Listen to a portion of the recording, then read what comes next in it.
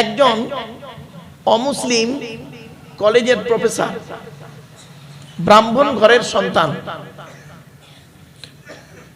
আমার সঙ্গে দেখা করতে এসে উনি আমাকে বললেন যে মারুফ সাহেব, স্যার আমি একটা কলেজে কাজ করি, তো আমি আপনার বক্তব্য কন্টিনিউ শুনি।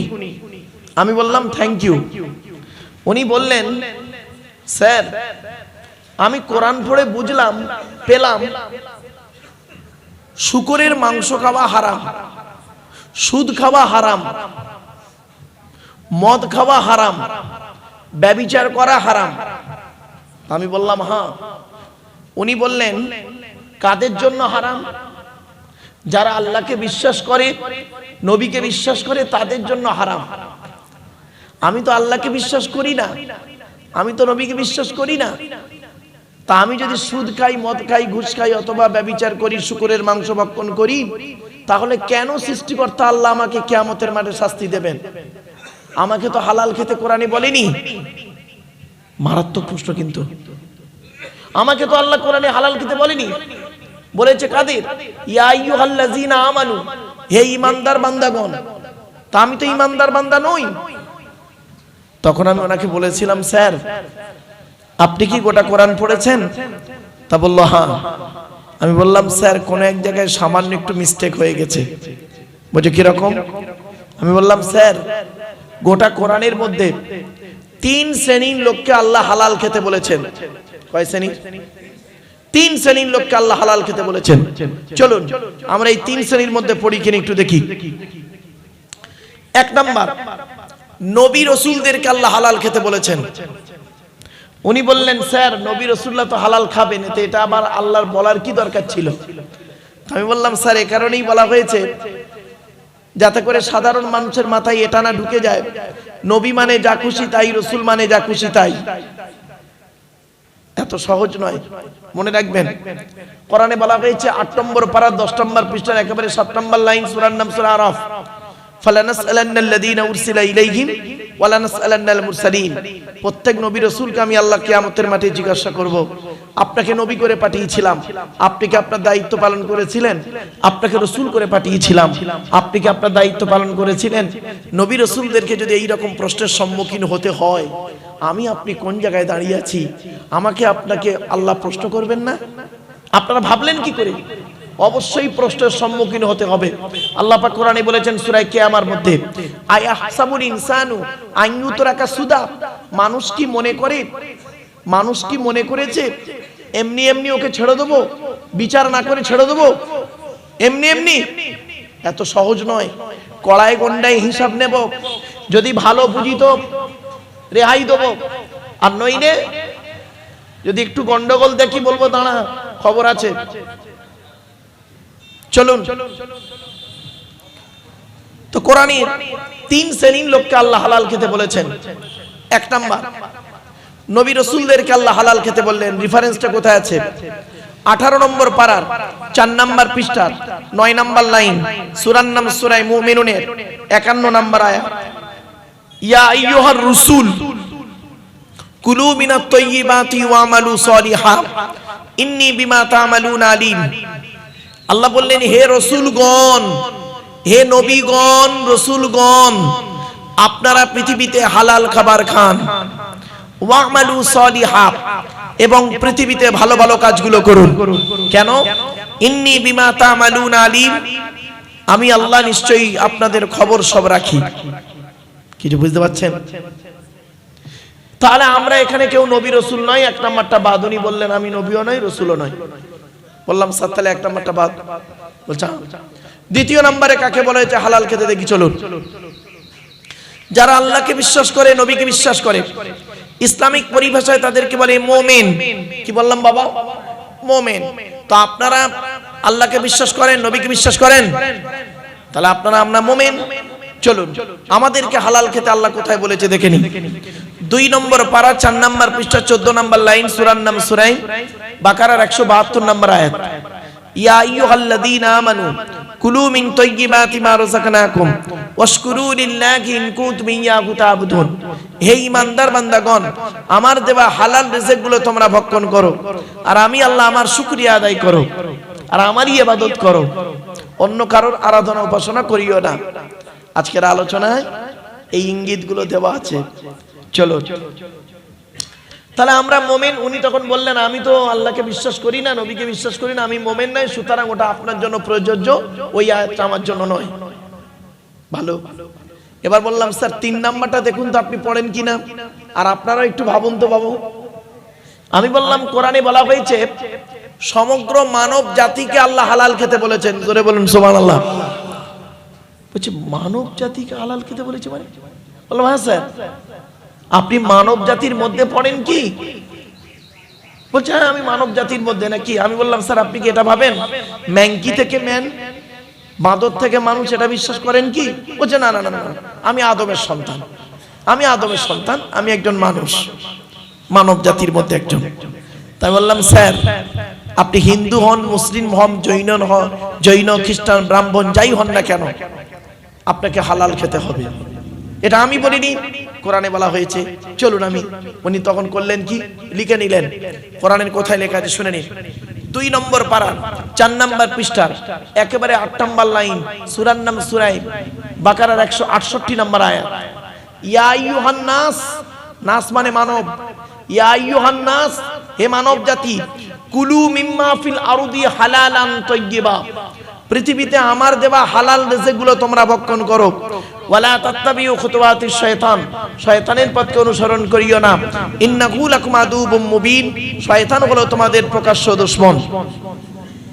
তখন আমি বললাম স্যার আপনার কি ধারণা হয় কোরআন শুধু মুসলমানদের জন্য এসেছে? উনি বললেন আমি তো তাই মনে করতাম। বললাম না স্যার, কোরআন শুধু মুসলমানদের জন্য আসে নাই, হুদাল লিন্নাস, মানুষের হেদায়েতের জন্য কোরআন এসেছে। অবাইয়িনাতিম মিনাল হুদা ওয়াল ফুরকান, ন্যায় আর অন্যায়কে পৃথক করার জন্য কোরআন নাযিল হয়েছে। আমি বললাম স্যার আপনার কি মনে হয় যে মুহাম্মদ সাল্লাল্লাহু আলাইহি সাল্লাম শুধু মুসলমানদের নবী? আমি তো তাই জানি। বললাম না স্যার, মুহাম্মদ সাল্লাল্লাহু আলাইহি সাল্লাম শুধু মুসলমানদের নবী নয়, কুল কায়নাতের রাসূল। জোরে বলুন। এখন দলিলটা কোথায়?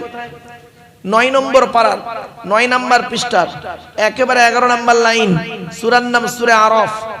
কুল, নবী তুমি বলো, ইয়া আইয়ুহান নাস, হে মানব জাতি, ইন্নী রাসূলুল্লাহি ইলাইকুম জামিয়া, কুল কায়নাতে রাসূল করে মুহাম্মদ সাল্লাল্লাহু আলাইহি ওয়াসাল্লামকে আল্লাহ পাঠিয়েছেন। তাহলে বোঝা গেল কি, মুহাম্মদ সাল্লাল্লাহু আলাইহি ওয়াসাল্লাম হলেন সকলের নবী। মুহাম্মদ সাল্লাল্লাহু আলাইহি ওয়াসাল্লামকে নিয়ে কোরআন কিনে যারা গবেষণা করবে, চিন্তা ভাবনা করবে, উন্নতির চরম শিখরে পৌঁছাবে। আর যারা উল্টো পথে চলবে তাদের খারাপই খুবই নিকটে। চলো আজকের আমাদের আলোচনা হবে। এখন আলোচনার আজকের বিষয় থাকবে কি, আজকে সূরা ফাতিরের ওই আয়াত থেকে শুরু করব। গত বছর যে আয়াত স্টপ করেছিলাম তারপরের আয়াত থেকে। আয়াতটা পড়ার আগে আপনাদেরকে একটা ছোট্ট প্রশ্ন করি। এই প্রশ্নটা না শুনলে ওই আয়াতের আলোচনাটা বুঝতে পারবেন না। আচ্ছা আসুন, গায়েবের মালিক কে? জোরে বলুন। গায়েবের মালিক আল্লাহ। তো ওখান থেকেই শুরু হবে আজকে। আপনারা ভুল বুঝবেন না, গায়েবের মালিক একমাত্র আল্লাহ, এটা মাথায় রাখুন। কোরআন থেকে কোরআনের তাফসীর হয়, কোরআন থেকে হাদিসের তাফসীর হয়। আর মন গড়া কেউ যদি তাফসীর করে, বলা হয়েছে মান ফাসসারাল কুরআনা বিরাইহি ফালিয়াতামাওয়াকু মাকাদাহু মিনান নার, যে ব্যক্তি কোরআনের তাফসীর মন গড়া করবে তার ঠিকানা জাহান্নাম করে নেবে। আমার বাপেরা, আমার কোনো ক্ষমতা নেই নিজের মন থেকে কিছু কথা বলা, একমাত্র আল্লাহর কোরআন আর নবীর হাদিস। কোরআনের তাফসীর কোরআন দিয়ে হবে, কোরআনের তাফসীর হাদিস দিয়ে হবে। চলুন একটা একটা করে টু দি পয়েন্টের উপরে আলোচনা করি। কোরআনে আছে আদেশ আর নিষেধ। কি বললাম? আরবিতে বলে আমর আর নেহি।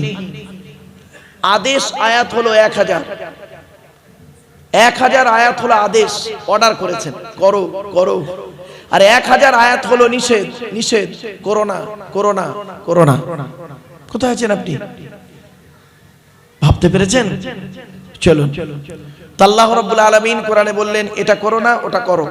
মা আতাকুমুর রাসূলু ফাখুযুহু ওয়া মা নাহাকুম আনহু ফান্তাহু। আল্লাহ পাক বললেন নবী যেটা তোমাদেরকে দেয় সেটাকে গ্রহণ করে নাও, যেটা থেকে বর্জন করতে বলে দূরে সরে থাকো। এটাই হবে আমাদের জন্য শ্রেষ্ঠ কাজ। আমাদের আলোচনা আজকের কোরআনের আলোচনা, তাফসীরুল কোরআনের মাহফিল, সূরা ফাতিরের আলোচনা। কোরআনের ওই আয়াতটা দিয়ে ইঙ্গিত করে দিলাম, ইয়া আইয়ুহাল্লাযীনা আমানু, হে ঈমানদার বান্দাগণ, আতিউল্লাহ ওয়া আতিউর রাসূল ওয়া লা তুবতিলু আমালাকুম। সূরা মুহাম্মাদের আয়াত 26 নম্বর পারা। আল্লাহ বললেন হে ঈমানদার বান্দাগণ, আতিউল্লাহ, তোমরা আল্লাহর অনুসরণ করো, ওয়া আতিউর রাসূল, রাসূলকে অনুসরণ করো। তাহলে কি হবে? ওয়ালা তুবতিলু আমালাকুম, তাহলে তোমাদের কোন আমলকে আল্লাহ বরবাদ করবে না। জোরে বলুন সুবহানাল্লাহ। আমরা আল্লাহর বিধান, নবীর হাদিসকে ছেড়ে দিয়েছি। ছেড়ে দিয়ে তৃতীয় কোন পথের অনুসরণ যখনই করতে যাবে, যে জাতি, যে ব্যক্তি, যেই শ্রেণীর লোক হোক না কেন, তার উপরেই বিপদ আপদ মুসিবত আসবেই। বাস্তব কথা বললাম। হয়তো আপনি বলতে পারেন তাহলে এজমা কিয়াসটা কি বাইরে? না, ওই কোরআন এবং হাদিসের একটা পাঠ হলো এজমা এবং কিয়াস, এটা মাথায় রাখুন। তো আজকে আমরা শুরু করছি। কোরআন শুরু করতে গেলে কি করতে হবে?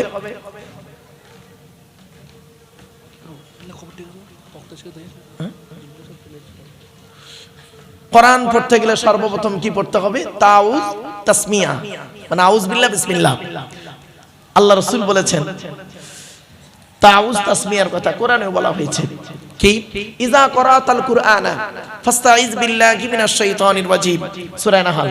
আল্লাহ বলছেন তুমি যখন কোরআন পড়বে, ইজা করাতাল কুরআনা, যখন তুমি কোরআন পড়বে, ফাস্তাইজ বিল্লাহি মিনাশ শাইতানির রাজিম, সুতরাং শয়তান মারদুদ হইতে আল্লাহর কাছে পানাহ চেয়ে নাও।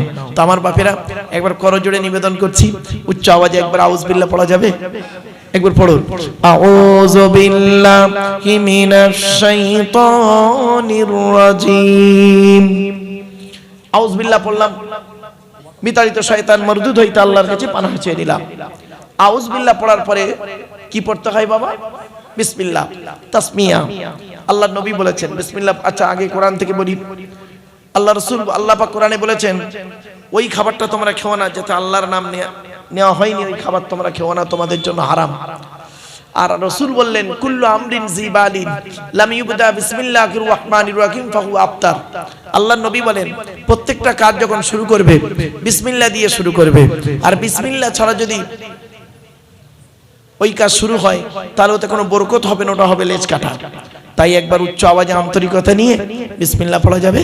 একটু পড়েন, বিসমিল্লাহির রাহমানির রাহিম। এর বাংলা মানে কি? আল্লাহর নামের সঙ্গে যিনি পরম দয়ালু দয়াবান। শুরু করছি লেখা ওখানে নেই, ওটা ধরে নিতে হয়। চলুন এবারে আসছি বিসমিল্লাহ পড়লাম কেন? আল্লাহর নবী বলেছেন মান ক্বালা বিসমিল্লাহির রাহমানির রাহিম মাররাতান লাম ইয়াবকি মিন যুনুবিহি যাররা।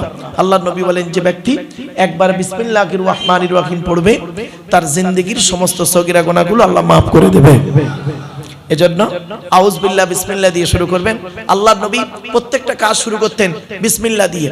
খেতে গেলে আল্লাহর নাম, শুতে গেলে আল্লাহর নাম, যা কিছু করতেন আল্লাহর নাম দিয়ে শুরু করতেন। দুঃখের বিষয় আমরা কিন্তু সেই জিনিস থেকে অনেকটাই পিছিয়ে গেছি। এজন্য আপনাদেরকে আমার অনুরোধ রইল আপনি একটু ভাবুন আর কোরআনের মাহফিলে বসুন। আজকের বিভিন্ন দিক থেকে বিভিন্ন অ্যাঙ্গেলে আলোচনা রাখবো ইনশাআল্লাহ। একবার নবীর উপরে দরুদ শরীফ, আল্লাহুম্মা সাল্লি আলা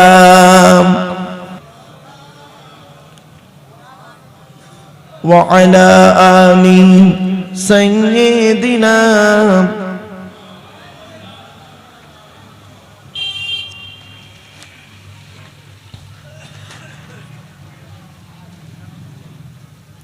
আমার বাপেরা, আমি আপনাদেরকে একটা প্রশ্ন করলাম না এখনই কিছুক্ষণ আগে, গায়েবের মালিক কে? আল্লাহ। এখানে আল্লাহ তাই বলছেন। আল্লাহ রাব্বুল আলামিন সব কিছু জানে।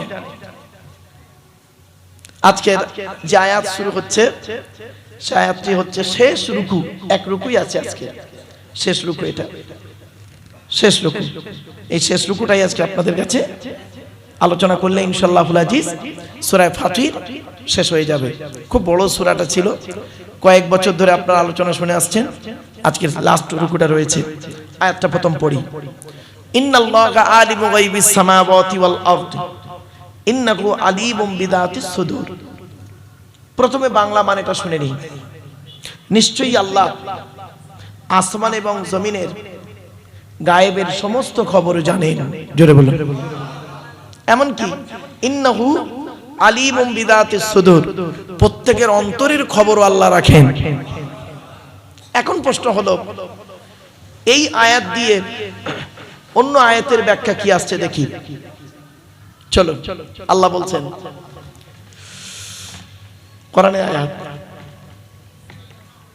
ইন্নাল্লাহা ইনদাহু ইলমুস সাআ ওয়া ইউনাজ্জিলুল গায়স ওয়া ইয়ালামু মা ফিল আরহাম ওয়া মা তাদরি নাফসুম মাযা তাকসিবু গাদা ওয়া মা তাদরি নাফসুম বিআইয়ি আরদিন তামুত ইন্নাল্লাহা আলিমুন খবীর। কি 21 নম্বর পারার সূরার নাম সূরা লোকমানের 34 নম্বর আয়াত। কিয়ামতের খবর একমাত্র আল্লাহই জানেন, মায়ের পেটে কি আছে একমাত্র আল্লাহই জানেন। শুধু তাই নয়, কোন মেঘে কতটা পানি বর্ষণ হবে বান্দা কারোর বলার ক্ষমতা নাই। 4 নাম্বার হলো, আগামীকাল বান্দা কি খাবার খাবে, কোথায় খাবে, কেমন করে খাবে, এ বলার ক্ষমতা তোমার নাই। 5 নাম্বার হলো, ওয়ামা তাদরি নাফসুম বিআইয়ি আরদিন তামুত, কোন জমিনে কোথায় কিভাবে তোমার মৃত্যু হবে তুমি জানো না। ইন্নাল্লাহা আলিমুন খবীর, একমাত্র খবর আল্লাহই জানে। জোরে বলুন। শুধু তাই নয়, গায়েবের মালিক হলো আল্লাহ। ওয়া ইনদাহু মাফাতিহুল গায়বি লা ইয়ালামুহা ইল্লা হু ওয়া ইয়ালামু মা ফিল বাররি ওয়াল বাহরি ওয়া মা তাসকুতু মিন ওয়ারাকাতিন ইল্লা ইয়ালামুহা। কোরআনের আয়াতে আল্লাহ রাব্বুল আলামিন জানিয়ে দিলেন 7 নম্বর পারার 14 নম্বর পৃষ্ঠার প্রথম নাম্বার লাইন, সূরার নাম সূরা আনামের মধ্যে আল্লাহ বলে দিলেন, গায়েবের চাবি একমাত্র আল্লাহর হাতে। তিনি ছাড়া কেউ জানে না আগামীতে কি ঘটবে। আর কি আল্লাহ বলছেন, আল্লাহর হুকুম ছাড়া গাছের পাতা পড়ে না, ভিজে জমিনটা শুকনো হয় না, আর শুকনো জমিনটা ভিজে হয় না, একমাত্র আল্লাহর হুকুম ছাড়া। এই সমস্ত খবর একমাত্র আল্লাহই জানে। জোরে বলুন সুবহানাল্লাহ। আরেকটা আয়াত দিই। অনেকের ধারণা হতে পারে গায়েবের মালিক নবী মুহাম্মদ সাল্লাল্লাহু আলাইহি ওয়াসাল্লাম,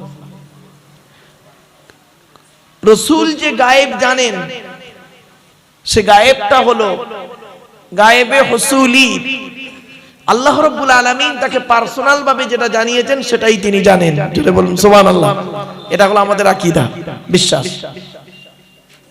আর আরো বলা হয়েছে, ইন্নাল্লাহা ইয়ালামু গায়বাস সামাওয়াতি ওয়াল আরদ। সূরা হুজরাতের মধ্যে আল্লাহ বললেন, নিশ্চয়ই আল্লাহ আসমান জমিনের গায়েবের খবর জানেন। জোরে বলুন সুবহানাল্লাহ। এবার একটা ছোট্ট প্রশ্ন, যারা ব্যাপকভাবে বলেন, আমরা যারা ব্যাপকভাবে অনেকে বলে ফেলি যে গায়েবের সব গায়েবের খবর রাসূল জানেন, মুহাম্মদ সাল্লাল্লাহু আলাইহি ওয়াসাল্লাম জানেন, তাদের উত্তর হলো কি জানেন? আল্লাহ রাব্বুল আলামিন বলছেন, কুল্লা আমলিকু লিনাফসি নাফআন ওয়ালা দাররা ওয়ালাউ কুনতু আলামুল গায়বা লাস্তাগসারতু মিনাল খায়রি ওয়া মা মাসসানিয়াস সু। আল্লাহ পাক বলছেন 9 নম্বর পারা 14 নম্বর পৃষ্ঠা প্রথম নম্বর লাইন, সূরার নাম সূরা আরাফ। নবী আপনি বলে দিন, ভালো মন্দের মালিক আমি নই, একমাত্র আল্লাহ। যদি আমি গায়েবের খবর জানতাম তাহলে ভালো ভালো কাজগুলো আমি আগেই করতাম, কোন জিনিস আমাকে, অশুভ জিনিস আমাকে স্পর্শ করতে পারতো না। তাহলে বোঝা গেল কি একমাত্র গায়েবের মালিক কে? আল্লাহ। এই বিশ্বাসটুকু আপনি রাখেন।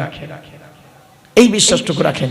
তাই আল্লাহ বললেন ইন্নাল্লাহা আলিমু গায়বিস সামাওয়াতি ওয়াল আরদ, আসমানে যা কিছু আছে গায়েবের মালিক একমাত্র আল্লাহ। আসমানে কি আছে আজ পর্যন্ত সারা বৈজ্ঞানিকরা এ টু জেড বলে বলতে পারে না। যখনই যায় কিছু পায়, নাসার বৈজ্ঞানিকরা কিছু পায়, কিছু নেয়, কিছু বলে, কিছু গোপন করে, কিছু সত্য বলে, কিছু ওলট পালট করে দেয়। সত্যকে গোপন করার জন্য বিভিন্ন অ্যাঙ্গেল থেকে বিভিন্ন কথা বলে ফেলে। আবার জমিনের মধ্যে কি আছে একমাত্র গায়েবের মালিক আল্লাহ। এই জমিনের তলায় কি কি আছে বৈজ্ঞানিকরা গবেষণা করে কিছু পাচ্ছে, কিছু বলছে, কিছু রাখছে। আবার সত্যটা প্রকাশ করে দিলে হয়তো ইসলাম গ্রহণ করে ফেলবে। এজন্য আবার অনেকে কি করছে, কোরআনের ভুল বের করতে গিয়ে ইসলামের কালেমা পড়ে মুসলমান হয়ে যাচ্ছে। এরকম বহু ঘটনা আছে, বহু ব্যক্তির নামও আছে, ওদিকে আলোচনা যাচ্ছে না। এরপরে আল্লাহ বললেন ইন্নাহু আলিমুম বিদাতিস সুদূর, নিশ্চয়ই আল্লাহ রাব্বুল আলামিন অন্তরের খবর রাখেন। আপনি এখানে বসে আছেন কি নিয়ত নিয়ে, আমি এখানে এসেছি কি নিয়ত নিয়ে, আমি আমারটা জানি, আপনি আপনারটা জানেন। মনে রাখবেন, পাপ জানে মন, মা জানে বাপ। পাপ জানে মন, মা জানে বাপ, কথাটা মাথায় রাখবেন।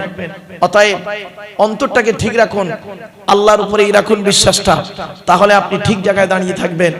আর যদি আপনি অন্তর্যামীকে অন্য জায়গায় অন্যকে কাউকে স্থান করে দেন, তাহলে আপনি সমস্যায় পড়বেন। এটা মনে রাখবেন। আল্লাহ এবং রসুল সম্পর্কে কি ধারণা রাখতে হবে আমাদের? এই যে সমস্যাটা উঠলো, সমাধান করে দিচ্ছি। কি ধারণা রাখবেন? আল্লাহ হলেন খালিক, নবী হলো মখলুক। আল্লাহ হলেন সৃষ্টিকর্তা, এটা মাথায় রাখতে হবে আমাদের। আপনি এমন কিছু আবেগে করবেন না। আমি সেই বলেছিলাম আবেগ আর বিবেক, মনে পড়ছে? আবেগে এমন কিছু কথা বলে ফেলবেন না, এমন কিছু করে ফেলবেন না, নবীকে ভক্তি করতে করতে ঈমানটা হারিয়ে ফেলবেন না। এখন আপনাকে প্রশ্ন হতে পারে, নবীকে ভক্তি করতে গিয়ে ঈমান হারায়? তার দলিল প্রথমেই বলেছিলাম, ইহুদিদের হেদায়েতের জন্য উজায়ের নবীকে পাঠিয়েছিল। ইহুদিরা কি করলো? উজায়ের নবীকে ভক্তি করতে করতে আল্লাহর বেটা বানিয়ে দিল। মনে পড়ছে? বক্তব্য শুরুতেই বলেছিলাম কেন, এই কারণে। আমি প্রথমে যে কথাগুলো বলি জিসটা বলে দিলাম, এবারে আস্তে আস্তে করে খোলাসা করব, ক্লিয়ার হয়ে যাবে। আর প্রথমেই যদি আমি শুরু করি, তাহলে আপনি বুঝতেই পারবেন না কি বলছে, সমস্যায় পড়ে যাবেন। এই জন্য মূল জিসটা আমি প্রথমে টুকটুক টুকটুক করে বলে দিয়েছিলাম। এই জন্য আবেগ নিয়ে চলবেন না, বিবেক নিয়ে চলুন বিভিন্ন ক্ষেত্রে। আর একটা কথা আপনাকে বলি, যুবকদেরকে বলি, যুবক ভাইয়েরা এখন ওরা আবেগে চলে, কিন্তু 40 বছর বয়সের পরে না আর আবেগ থাকে না। ঠিক না বেটি? জাস্ট একটা 15-20 বছরের ছেলে এখনই যে কাজটা করবে, 40 বছরের বয়স্ক মানুষ সে কাজটা করতে গেলে 5 বার ভাববে।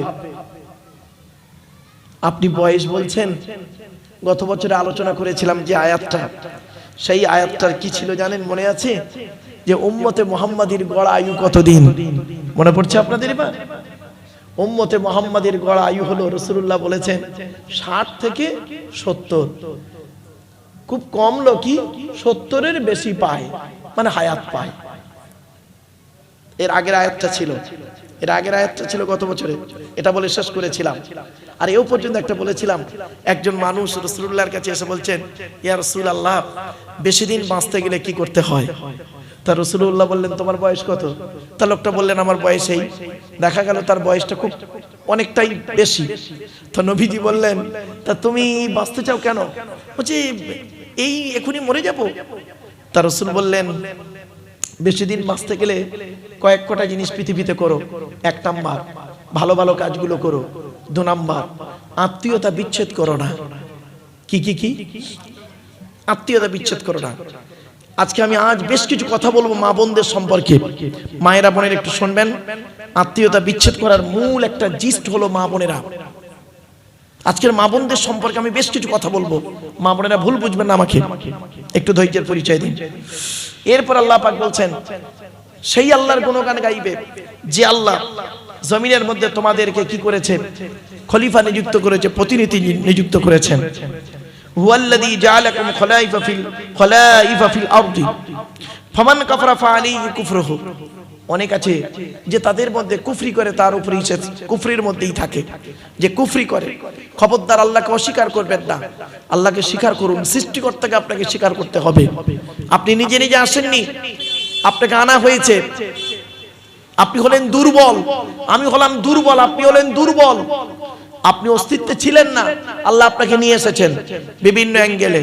সেই অ্যাঙ্গেলগুলো কি আল্লাহ নিজেই বলছেন, আল্লাহু আখরাজাকুম মিন বুতুনি উম্মাহাতিকুম লা তা'লামুনা শাইয়া ওয়া জাআলা লাকুমুস সামআ ওয়াল আবসারা ওয়াল আফইদা।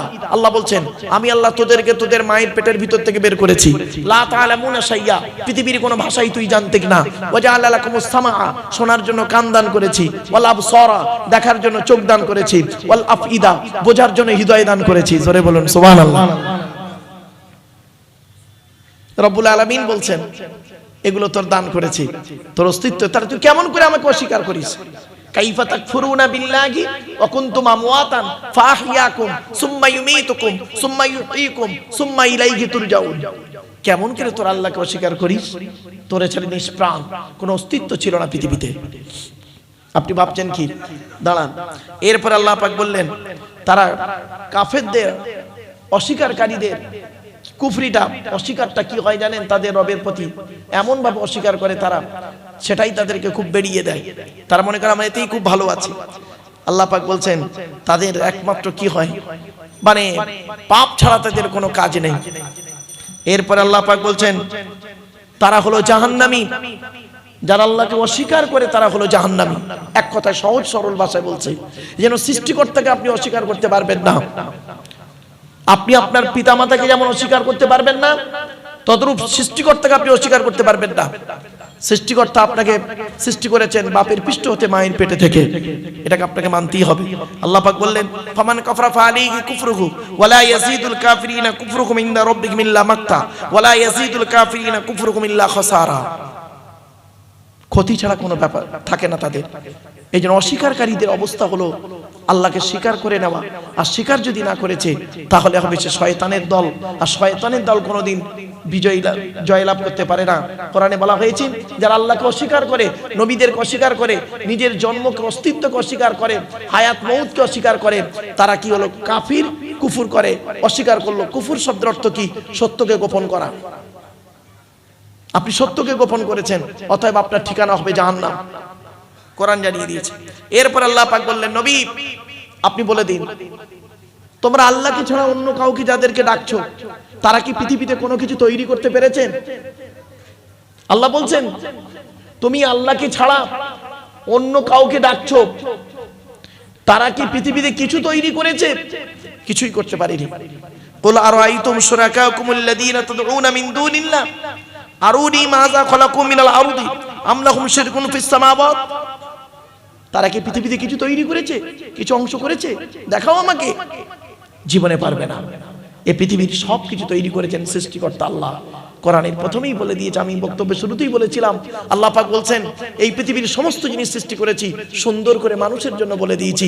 গাছপালা, তরুলতা, পশু পাখি, পাহাড় পর্বত, নদ নদী।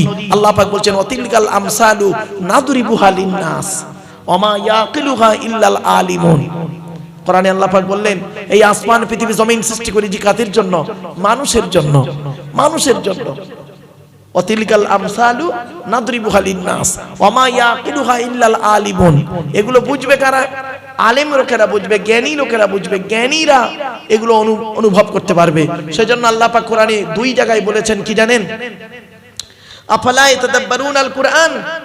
তারা কি কোরআনকে একটু চিন্তা ভাবনা করে না?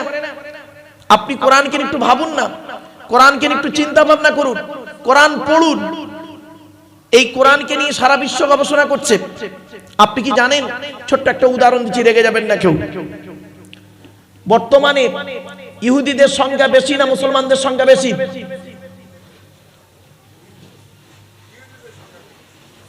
ঠিক করে বলেন।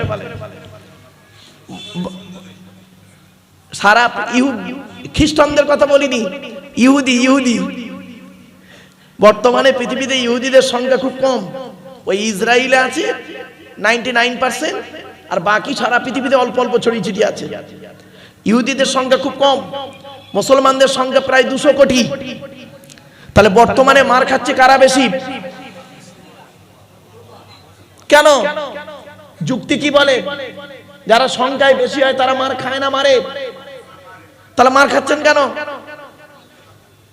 কারণ হলো টেকনোলজিতে পিছিয়ে, শিক্ষা দীক্ষা চিন্তা ভাবনা গবেষণায় পিছিয়ে। কতদিন মার খাবেন? কতদিন মার খাবেন? শুনে নিন, ইহুদিদের একটা কিতাব আছে, কিতাবটার নাম তালমুদ। কি বললাম? তালমুদ। ওই কিতাবে লেখা আছে, হে ইহুদিরা, তোমরা সেই দিন থেকে মুসলমানদের সঙ্গে পারবে না, সেই দিন থেকে মুসলমানদের সঙ্গে পারবে না যেদিন তোমরা দেখবে মুসলমানদের, যেদিন লক্ষ্য করে দেখবে জুম্মার নামাজের জামাত ফজরের নামাজের জামাতের সমান হবে। তার মানে জুমায় যতগুলো লোক নামাজে জামাতে নামাজ পড়বে, ফজরের নামাজে তত লোক নামাজ পড়বে যেদিন, সেদিন তোমরা বুঝে নেবে আজ থেকে আমরা আর মুসলমানদের সঙ্গে পারবো না। কারণ এরা সেই মুসলমানের বাচ্চা, সেই মুসলমানের উত্তরাধিকারী যে মুসলমানকে নিয়ে 313 জন মুসলমানকে নিয়ে বদরের যুদ্ধের প্রান্তরে 1000 শত্রুর মোকাবেলা করতে গিয়ে হযরত মুহাম্মদ সাল্লাল্লাহু আলাইহি ওয়াসাল্লাম 14 জনকে হারিয়ে ইসলামের পতাকা পথেছিল। এরা তাদের উত্তরাধিকারী, অতএব এদের সঙ্গে আর পারা যাবে না। এরা চিন্তা ভাবনা গবেষণায় বিবেক বুদ্ধিতে অনেক উন্নত জায়গায় পৌঁছে গেছে। আর ইহুদিরা এখন খুব ভালো খবর রাখে, ফজরের নামাজ আর জুম্মার নামাজ শিখে নিন, একটু জেনে যান অন্তত, যে মুসলমানদের জুম্মার নামাজ আর ফজরের নামাজটা দেখছে মুসলমানদের জুম্মার নামাজে 3 তালা ভর্তি, আর ফজরের নামাজে ইমাম সাহেব আর 5টা বুড়ো। বুঝেই দিয়েছে এদের যত মারবি কোনো ক্ষতি হবে না। কথাটা শুনতে হয়তো খারাপ লাগলো না? আল্লাহর নবীর জীবনের শেষ কথা ছিল as-সালাত, নামাজ, নামাজ, নামাজ। আমার বাপেরা, এজন্য আমি বলি জলসা কমিটি হতে গেলে 3টে গুণ থাকা দরকার। শুধু জলসা কমিটির নয়, বক্তা শ্রোতা কমিটি 3টে। কি কি? 1 নাম্বার সৎ হতে হবে, 2 নাম্বার হালাল খাবার খেতে হবে, 3 নাম্বার খুব ইম্পর্টেন্ট 5 ওয়াক্ত নামাজি হতে হবে। এত সহজ ভাবলেন? একজন কাফির আর মোমেনের পার্থক্য কি জানেন? রাসূল বলেছেন নামাজ হলো তার পার্থক্য। ইহুদিরা এই রোজার আলোচনা করছিলেন এক ভাই, হ্যাঁ কে করছিলেন? আচ্ছা যাই হোক, আলহামদুলিল্লাহ, আমার এক ভাই রোজার আলোচনা করছিলেন, আমি নামাজ পড়ে ওজিফা করছিলাম, একটু কানে এলো কথাটা। তারপরে আপনাদের মাওলানা গিয়াসউদ্দিন সাহেব উনি 2 একটা কথা বলছিলেন। ইহুদিরাও রোজা রাখে, মুসলমানরাও রোজা রাখে, পার্থক্য কি শুনবেন? শুনে নিন। ইহুদিদের রোজা আর মুসলমানদের রোজার পার্থক্য কি? ইহুদিরা সাহারি খায় না। কি বললাম? সেহরি নয় বাপ, সাহারি। সেহরুন মানে জাদুকর, আর সাহারি মানে হচ্ছে রাতের শেষ অংশের খাবার। ইহুদিরা সাহারি খায় না, মুসলমানরা সাহারি খায়। এজন্য মুহাম্মদ সাল্লাল্লাহু আলাইহি ওয়াসাল্লাম বলেছেন, ভোরের বেলা সাহারির সময় যদি খিদে নাও পায়, অন্তত 1 ঢোক পানিও পান করিও। ঠিক না বেটি? কারণটা কি? বাড়ি থেকে ভাববেন। ইহুদিরাও ওযু করে, মুসলমানরাও ওযু করে। ইহুদিরা নামাজ পড়ে, মুসলমানরা নামাজ পড়ে। ইহুদিরা 3 ওয়াক্ত নামাজ পড়ে, মুসলমানরা 5 ওয়াক্ত নামাজ পড়ে। চলুন ওদিকে আর গেলাম না, জাস্ট এদিকে আসছে। তাই আল্লাহ পাক বললেন, আম আতাইনাহুম কিতাবান ফাহুম আলা বাইয়িনাতিন মির রাব্বি, আমি তাদের কাছে কি কোনো প্রমাণ সহ কিতাব দিইনি? এসেছে তাওরাত, ইনজিল, জবুর, কোরআন, সবাইকে তারা কি করেছে? ওলট পালট করে দিয়েছে, অস্বীকার করেছে। একমাত্র কোরআনকে অস্বীকার করতে, ওলট পালট করতে পারেনি। কোরআনকে ওলট পালট করতে পারেনি। এমনকি তাওরাত এদিক ওদিক হয়ে গেছে, ইনজিল এদিক ওদিক হয়ে গেছে, জবুর এদিক ওদিক হয়ে গেছে। একমাত্র কোরআনই এমন একটা কিতাব যে কিতাবের একটা অক্ষর পর্যন্ত পরিবর্তন করতে পারেনি। জোরে বলুন সুবহানাল্লাহ। আল্লাহ পাক কোরআনে নিজেই বলেছেন, ইন্না নাহনু নাযালনা যিকরা ওয়া ইন্না লাহু লাহাফিজুন। আল্লাহ বললেন, আমি কোরআন নাযিল করেছি, এই কোরআনকে হেফাজত করার মালিক হলাম আমি আল্লাহ। আল্লাহ পাক অন্য জায়গায় বলেছেন, ইউরিদুনা লিইউতফিউ নূরাল্লাহি বিআফওয়াহিহিম ওয়াল্লাহু মুতিম্মু নূরিহি ওয়ালাউ কারিহাল কাফিরুন। কাফের বেঈমান মুশরিকরা উঠে পড়ে লাগবে যে কোরআনকে কি করবে? নিভিয়ে দেওয়ার পরিকল্পনা করবে, মুখের দ্বারায়, কথার দ্বারায়, হাতের দ্বারায়, বিভিন্ন অ্যাঙ্গেলে। আমি আল্লাহ আমার জাতের কসম করে বলছি, ওয়াল্লাহু মুতিম্মু নূরিহি, আমি আল্লাহ আমার কোরআনকে কিয়ামত পর্যন্ত জীবিত জিন্দা রেখে দেব। জোরে বলুন সুবহানাল্লাহ। আপনি কি ভাবছেন? সমস্ত কোরআনগুলো পুড়িয়ে দেন, সমস্ত কোরআনগুলো ফেলে দেন, বেশি নয়, একটা কোরআনের মোকাম্মাল হাফেজকে আল্লাহ জিন্দা রেখে দেবেন। একটা কোরআনের মোকাম্মাল হাফেজ, তার মাধ্যমে কোটি কোটি কোরআন আবার তৈরি হয়ে যাবে। এজন্য হাফেজের মূল্য অনেক বেশি আছে। চলো এরপর আল্লাহ পাক বলছেন তারা কি করে, জালিমদের একে অপরের কি হচ্ছে, ধোঁকা ছাড়া কিছু দেয় না। বাল ইয়াইদু যালিমুনা বা'দুহুম বা'দান ইল্লা গুরুরা, ধোঁকা। কাফের বেঈমান মুশরিকরা মুমিন মুনাফিকরা কি করে ধোঁকা দেয়, এই ধোঁকা থেকে দূরে সরে থাকুন। মুমিন হবে কে, সাদামাটা ব্যক্তি, মুমিনের মধ্যে কোনো প্যাঁচ থাকবে না, ঠিক না বেটি? আর প্যাঁচ যাদের মধ্যে থাকবে মুনাফিক। মুনাফিকের নিদর্শন কি কি তার একটু খুলে বলে দিই। মুনাফিককে চিনবেন কি দেখে? মুনাফিকের নিদর্শন হলো, একটা হাদিসে এসেছে 3টে, একটা হাদিসে এসেছে 5টা। কি করে চিনবেন মুনাফিক? শুনে নিন। 1 নাম্বার বলা হয়েছে কথায় কথায় মিথ্যা কথা বলবে, ওই লোকটা মুনাফিক। 2 নম্বরে বলা হয়েছে ওই লোকটা মুনাফিক, ওয়াদা করলে খেলাপ করবে। 3 নম্বরে বলা হয়েছে আমানতের খেয়ানত করবে, ও হলো মুনাফিক। আর আমানত মানে আপনারা কি বোঝেন? আমানত মানে শুধু ভাববেন না টাকা, টাকাটা শুধু আমানত নয়, আমানত অনেক দিকের হয়। দু একটা বলি, এই ভাই আমার কাছে এই বস্তুটা দিয়েছে আমানত, আমি যদি এই বস্তুটাকে খারাপ করে দিই, আমানতের খেয়ানত করলাম। তাহলে আমানত ব্যক্তি, বস্তু, জায়গা, অর্থ, কথা, 5 রকম হয় আমানত। তাহলে 1 নম্বর এই বস্তুটা আমাকে দিলেন, আমি নষ্ট করে দিলাম, বস্তু খেয়ানত করলাম। উনি ওনার বাচ্চাটাকে আমার কাছে রেখেছেন যে হুজুর আপনার কাছে আমি বাচ্চাটাকে দিলাম, আপনি একটু আলেম হাফেজ করাবেন। আমি বাচ্চাটাকে জীবনটা নষ্ট করে দিলাম, আমানতের খেয়ানত করলাম। ব্যক্তি আমানত। প্রত্যেক স্বামীর কাছে তার স্ত্রী হলো আমানত, প্রত্যেক স্বামীর কাছে স্ত্রী হলো আমানত, এটা মনে রাখবেন। কিয়ামতের মাঠে আপনাকে জবাব দিতে হবে। ধৈর্যের পরিচয় দিন, একটা একটা করে বলবো আজকে। এরপরে আসছি জায়গা আমানত। আমি আমার কিছু জায়গায় ভাইয়ের কাছে রাখলাম, উনি করলেন কি সুযোগ বুঝে বিভিন্ন অ্যাঙ্গেলে উনি নিজের নামে রেকর্ড করে নিলেন, আমি বুড়ো মানুষ কিছু বলতে পারলাম না। জায়গা আমানত, মনে রাখবেন। এবার আসছি টাকা, কিছু টাকা রাখলাম, বুঝতে পেরেছেন। আরেকটা আমানত বলছি, কথা আমানত। কি বললাম? কথা আমানত। আমি একটা কথা ভাইকে বললাম, ভাই আপনি কথাটা গোপন রাখবেন, কাউকে বলবেন না, আলেম মানুষ। উনি করলেন কি সুযোগ বুঝে সেইটাকে লোককে প্রচার করে দিলেন। কথা আমানত। আমানতের খেয়ানতকারী হলো মুনাফিক। 4 নাম্বার হলো কি, যে ব্যক্তি ঝগড়ার সময় গালিগালাজ করে সে হলো মুনাফিক। অনেক ব্যক্তি আছে তর্ক করতে করতে মা মাসি তুলে তাকে খুব গালিগালাজ করে, জানবেন ওটা মুনাফিকের নিদর্শন। সে কোনো পীর সাহেব, মৌলভী সাহেব, মুফতি সাহেব, বক্তা সাহেব, যে সাহেব হতে পারে। ইসলাম কোনো সাহেবকে দেখে না, ইসলাম তার আইনেই চলে, ঠিক না বেটি? এটা মাথায় রাখুন। 5 নাম্বার হলো শাহাদাতু কওলি জুর। নবীজি বলেছেন যারা মিথ্যা সাক্ষী দেয়, যারা মিথ্যা সাক্ষী দেয় তারা হলো মুনাফিক। আর মুনাফিকের ঠিকানা কোথায়? ইন্নাল মুনাফিকিনা ফিদ দারকিল আসফালি মিনান নার। মুনাফিকদের ঠিকানা হলো জাহান্নামের সবথেকে নিকৃষ্ট জায়গা। মুনাফিকদের কাজ কি? আল মুনাফিকুনা ওয়াল মুনাফিকাতু বা'দুহুম মিন বা'দ ইয়ামুরুনা বিল মুনকারি ওয়া ইয়ানহাউনা আনিল মারুফ। আল্লাহ পাক কোরআনে বলছেন এক মুনাফিক অপর মুনাফিকের সঙ্গ নেয়। কি রকম সঙ্গ দেখবেন? ইয়ামুরুনা বিল মুনকারি, ভালো কাজে বাধা দেয়, ওয়া ইয়ানহাউনা আনিল মারুফ, আর খারাপ কাজে আদেশ করে। ভালো কাজে বাধা দেয়, খারাপ কাজে কি করে? উদ্বুদ্ধ করে। এরা হলো মুনাফিকের নিদর্শন। আমার বাপেরা বাড়ি থেকে ভাববেন। চলুন এবার মুনাফিকদের দেখতে কেমন হয় বলবো। আরে ভাই বলবো কি বলুন?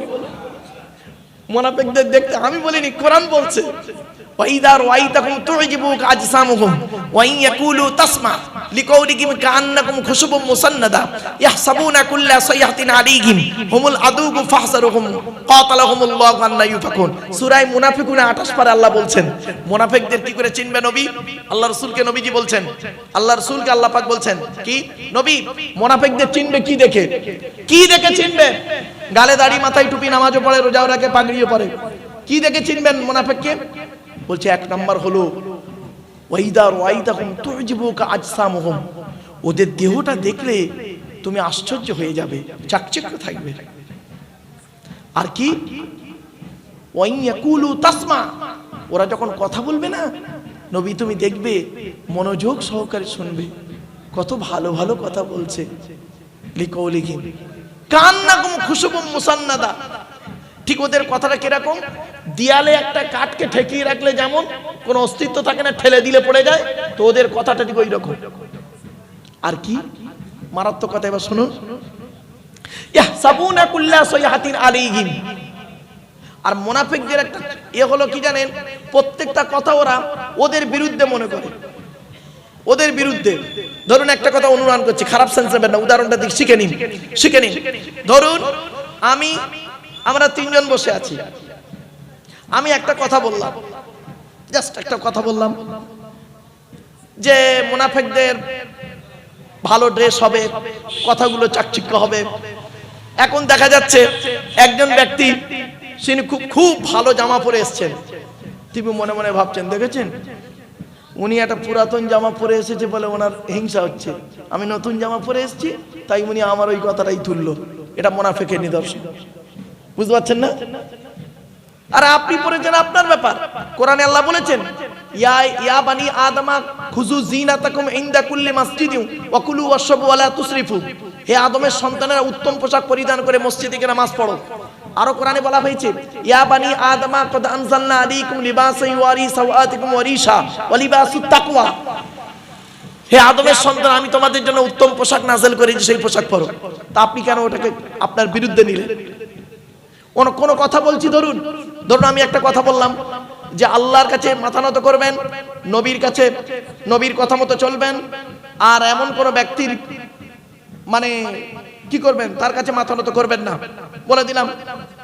হয়তো আমি বললাম আপনাকে, জাস্ট উদাহরণ, আমি আপনাকে বললাম যে টাকা পয়সা যদি আপনি ব্যয় করেন, সর্বপ্রথম কোরআনে আল্লাহ পাক বলেছেন কুল মা আনফাকতুম মিন খায়রিন ফালিল ওয়ালিদাইনি ওয়াল আকরাবিন। আল্লাহ পাক বলেছেন নবী টাকা পয়সা সর্বপ্রথম তোমরা তোমাদের বুড়ো বুড়ি বাম্মার পিছনে ব্যয় করবে। এখন আমি এই কথা বললাম, এখন আপনি করেন কি? আপনার বাপকে দেখেন না, মাকে দেখেন না, আপনি আপনার শ্বশুর শাশুড়ির কাছে থাকেন, তাদের খুব দেখেন। আপনার আমার কথা শুনে আপনার রাগ হচ্ছে, দেখেছেন আমি আমার শ্বশুর শাশুড়ি টাকা দিই বলে মারুফ সাহেবের হিংসা, লাউ ঠেলা, আমি আমার পথেই চলছি। এই মুনাফিকদের নিদর্শন হলো এটা। আর মুনাফিকদের আরেকটা নিদর্শন বলে দিই, দেখবেন কেউ কানে কানে কথা বললে তৃতীয় ব্যক্তি মনে করে কি জানেন, আমার বিরুদ্ধে বলছে। খবরদার, আপনি ওই কাজের কাজী নন তো আপনি রেগে যাবেন কেন? রাগার কোনো ব্যাপার নেই, ব্যাস এটা মাথায় রাখুন। এই জন্য এই প্রাসঙ্গে আলোচনা তাই বললাম। এরপর আল্লাহ পাক বলছেন, আল্লাহর ক্ষমতা নিয়ে আল্লাহ বলছেন। আচ্ছা বাপেরা, আজকের এখানে ভূগোলের একটা আলোচনা। ভূগোল আপনারা জানেন বায়ুমণ্ডলের স্তর আছে, স্ট্র্যাটোস্ফিয়ার, এক্সোস্ফিয়ার, আয়নোস্ফিয়ার আছে। এটা কোরআনের আয়াত থেকে বেরিয়েছে। আল্লাহ পাক বললেন ইন্নাল্লাহা ইউমসিকুস সামাওয়াতি ওয়াল আরদা আন তাযুলা ওয়ালা ইন যালাতা ইন আমসাকুহুমা মিন আহাদিন মিন বাদি ইন্নাহু কানা হালিমান গফুরা। আল্লাহ পাক বলছেন আসমান আর জমিনের মধ্যবর্তী জায়গায় একটা স্তর আছে, ওই স্তরের উপরে যারা থাকবে মহাশূন্যে ভেসে বেড়াবে, স্তরের নিচে যারা থাকবে মাটি তাদের আকর্ষণ করে রাখবে। কোরআনের এই আয়াতকে নিয়ে কে গবেষণা করলো? 1665 খ্রিস্টাব্দে আপেল গাছের তলায় গালে হাত দিয়ে বসে বসে ভাবতে ভাবতে বের করলেন, মধ্যাকর্ষণ শক্তি আবিষ্কার করে ফেললেন। Second scientific sir Isaac Newton ভাবতে ভাবতে বের করলেন আপেল গাছের তলায় বসে বসে। আল্লাহ পাক কি বলছেন দেখি, ইন্নাল্লাহা ইউমসিকুস সামাওয়াতি, নিশ্চয়ই আল্লাহ আসমান জমিনকে ধরে রেখেছে যাতে করে সেটা টলে যায়। আর কি, ওয়ালা ইন যালাতা ইন আমসাকুহুমা মিন আহাদিন মিন বাদি, আর যদি একবার আসমান জমিন টলে যায় তাহলে তিনি ছাড়া আর কারোর ধরার ক্ষমতা নেই। ঠিক না বেটি? এটা মনে রাখবেন। এই জন্য পৃথিবী ধ্বংসের লক্ষণ, আল্লাহ ভূমিকম্প দিয়ে পৃথিবী ধ্বংস করে দেবে। পৃথিবী ধ্বংসের কয়েকটা লক্ষণ আছে, তার মধ্যে 1 নাম্বার হলো বিদ্যা উঠে চলে যাবে, 2 নাম্বার ব্যভিচার বেড়ে যাবে, 3 নাম্বার মদ খাওয়া বেড়ে যাবে, 4 নাম্বার সুদ খাওয়া বেড়ে যাবে, 5 নাম্বার ঘুষ খাওয়া বেড়ে যাবে, আরো অনেকগুলো আছে, একটা একটা করে আসছে পরে। ইন্নাহু কানা হালিমান গফুরা, নিশ্চয়ই সে আল্লাহ হলেন কি দয়ালু এবং ক্ষমাকারী। এরপর আল্লাহ পাক বলছেন কুফরি যারা করে, অস্বীকারীরা তারা কি করে জানেন, ওয়া আকসামু বিল্লাহি জাহাদা ঈমানিহিম লাইন জাআ নাযীরুম লা ইয়াকুনুন্না আহাদা মিন ইহদাল উমাম ফালাম্মা জাআহুম নাযীরুম মা যাদাহুম ইল্লা নুফুরা। তারা কি করে জানেন, কসম আল্লাহর উপরে কসম খেয়ে তারা তাদের ঈমানটাকে মজবুত করার চেষ্টা করে। কেন? তাদের কাছে এসেছে একজন নাযীর, ভয় দেখানেওয়ালা। আর কে? যত তাদেরকে বলে নবী রাসূলুল্লাহ তাদেরকে যতই বলে তোমরা আল্লাহর পথে ফিরে আসো, মা যাদাহুম ইল্লা নুফুরা, তাদের বক্রতা, হিংসা, নোংরাটাই তাদের মধ্যে বেশি বেড়ে যায়। এজন্য বাপেরা আল্লাহর কোরআন নবীর হাদিস মোতাবেক জীবনযাপন করুন। এরপর আল্লাহ পাক বলছেন তারা অহংকার করে ইস্তিকবারান ফিল আরদি, জমিনের মধ্যে অহংকার, মাকরা সাইয়্যি, আর খারাপ ষড়যন্ত্র করে। আর কি করে? আর তাদের ষড়যন্ত্র তাদেরকেই ঘিরে ফেলে। ওয়ালা ইয়াহিকুল মাকরু সাইয়্যু ইল্লা বিআহলি। দেখবেন যারা ষড়যন্ত্র করে মানুষকে ক্ষতি করার জন্য, আল্লাহ পাক তাদেরকে সেই ষড়যন্ত্রে ফেলে দেয়। এখান থেকে একটা বাক্য শুনে নিন, আল্লাহ ছাড় দেয়, ছেড়ে দেয় না। আপনি কি ভাবছেন আপনি একজনকে ঠকাবেন আজকে? আপনাকে একদিন ঠকতেই হবে, একদম 100%। আল্লাহর বিচার হলো সূক্ষ্ম বিচার। তাই আল্লাহ পাক বলছেন ওয়ালা ইয়াহিকুল মাকরু সাইয়্যু ইল্লা বিআহলি। যারা করে ষড়যন্ত্র, শত্রুতা করে ষড়যন্ত্র করে, আল্লাহ পাক তাদেরকে তাদের ষড়যন্ত্রে ফেলে দেয়। এরপর আল্লাহ পাক বলছেন ফাহাল ইয়ানজুরুনা ইল্লা সুন্নাতাল আউয়ালিন। তারা কি দেখে না? তারা কি দেখে? সুন্নাতাল আউয়ালিন, প্রথম তরিকা। আর আল্লাহ পাক বলছেন ফালান তাজিদা লি সুন্নাতিল্লাহি তাবদীলা। আল্লাহর সুন্নাত অর্থাৎ আল্লাহর তরিকা, আল্লাহর যে নিয়মাবলী, কোনো পরিবর্তন পাবে না, আর কোনো উল্টো পাল্টা হবে না। জোরে বলুন সুবহানাল্লাহ। যারা ওলি হবে, শুনে নিন, যারা ওলি হবে, হাক্কানি পীর হবে, তারা জীবনে কোনোদিন আল্লাহর কথা, নবীর কথাকে পরিবর্তন করবে না। কোরআনে বলা হয়েছে সূরা ইউনূসের ৬২ নম্বর আয়াত, লা তাবদীলা লিকালিমাতিল্লাহ। আল্লাহর কথার যারা পরিবর্তন করবে না, ওলি হতে গেলে তার 50টা শর্ত আছে। তার মধ্যে এই 50টা শর্তের ভিতরে একটা হলো কি, লা তাবদীলা লিকালিমাতিল্লাহ, আল্লাহর কথার কোনো পরিবর্তন করবে না। এজন্য খাঁটি মুমিন যে হবে, আল্লাহর কথার পরিবর্তন করতে যাবে না। আর যারা খাঁটি মুমিন হবে না, যারা আল্লাহকে অস্বীকার করবে আর অহংকার করে পৃথিবীতে চলবে, তারা করবে কি, পৃথিবীতে অস্বীকার করবে, বিভিন্ন দিক থেকে সুযোগ খুঁজবে। একটা সুযোগ খোঁজার উদাহরণ দেবো। এই দেখুন নবীজির জামানার ঘটনা। লোকটার নাম হলো সালাবা। কি বললাম? সালাবা। নবীজি একদিন, এই ঘটনাটা কোথায় আছে? এ শানে নুজুলটা হলো, এ শানে নুজুল আয়াতটা কোথায় আছে? সূরা তাওবা। ওই এক ব্যক্তি নবীজির কাছে এসে বলছেন, হে নবী, আপনি আমার জন্য একটু দোয়া করুন। কেন? আমি খুব গরিব। তা দোয়া করলে কি চাইছো?